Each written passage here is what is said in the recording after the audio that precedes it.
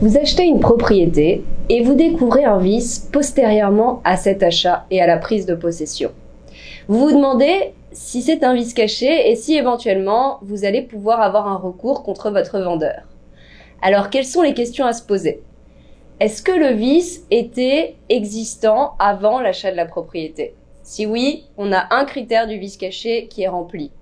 Est-ce que le vice est important, impacte la valeur de l'achat et vous empêche de jouir normalement de votre propriété?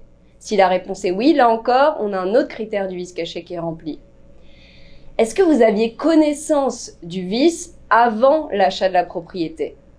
Si la réponse est oui, vous n'avez plus d'action contre votre vendeur parce que, par essence, il ne s'agit plus d'un vice caché, vous en aviez connaissance. Si les 3 critères du vice caché sont remplis, vous allez avoir un recours contre votre vendeur. Mais attention, il faut bien s'assurer que vous avez acheté votre propriété avec une garantie légale de qualité.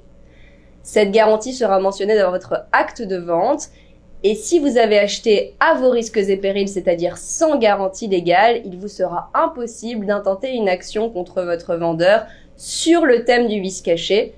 Mais il ne vous sera pas impossible de le poursuivre si celui-ci vous a menti, vous a fait de fausses représentations, et dans ce cas-là, vous allez le poursuivre sur ce fondement du dol. Donc pour que le vice soit qualifié de vice caché, il faut qu'il soit non connu de l'acheteur. Par contre, est-ce qu'il doit être connu de la part de votre vendeur? On nous demande souvent, mon vendeur ne savait certainement pas que ce vice existait lorsqu'il avait la propriété avant de la vendre.